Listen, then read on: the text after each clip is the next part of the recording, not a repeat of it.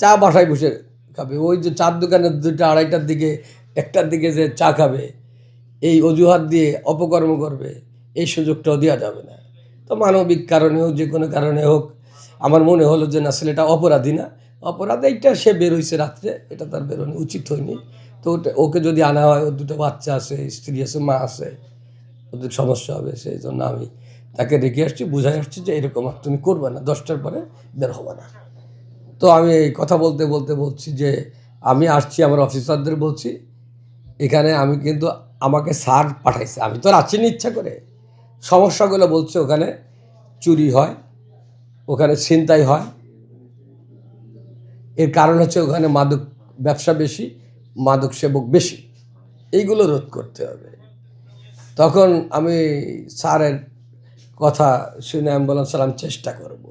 তো আমি অফিসার এবং স্থানীয় যে সমস্ত গণ্যমান্য ব্যক্তিরা আছেন তাদেরকে বললাম যে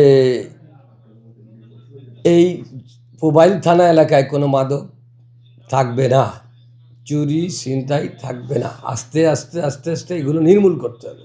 তা আপনি মাদকটা উঠাই দেন, মাদক নির্মূল হয়ে গেলে 80% চুরি ছিনতাই বন্ধ হয়ে যাবে। কারণ এই মাদক সেবীরাই মাদকের টাকা জোগাড় করতে গিয়েই চুরি ছিনতাই এগুলো করে।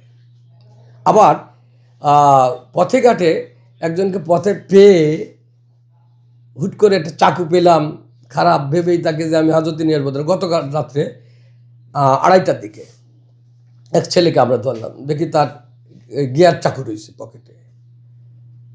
এত রাত্রে গিয়ার চাকু, স্যার ভালো লাগতেছে, আমি চা খাইতে যাচ্ছি। তা গিয়ার চাকু কেন? আমাকে এরকম মারধর করেছিল, সেই জন্য চাকুটা রাখি।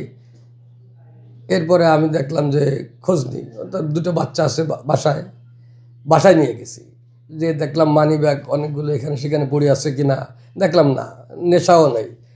এরপরে তার মার কাছে জিজ্ঞাসা করলাম যে আপনার ছেলেকে কিছুদিন আগে মারছে, পিটাইছে? বলছে হ্যাঁ। তাহলে তো এত রাতে তো বেরোনো ঠিক হয়নি। তো রাজমিস্ত্রি কাজ করে, ওদেরকে সব কিছু দেখলাম, এবং পরে পিসিপিআর জানলাম না, ও ছেলে খারাপ কিছু না, তাকে কিন্তু আর আমি আনিনি। আনতে পারতাম, যেহেতু তার কাছে আপত্তিকর একটা চাকু পাওয়া গেছে। তো ছেলেটার মানে কেউ দুর্নাম বলেনি, আশেপাশে যাদেরকে ডাকছে সবাই সুনাম বলছে।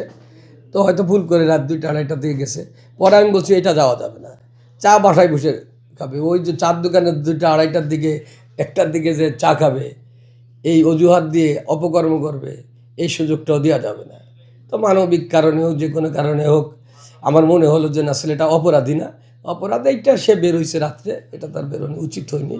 তো ওকে যদি আনা হয়, ওর 2টো বাচ্চা আছে, স্ত্রী আছে, মা আছে, ওদের সমস্যা হবে, সেই জন্য আমি তাকে রেখে আসছি, বুঝাই আসছি যে এরকম আর তুমি করবে না, 10টার পরে বের হবে না।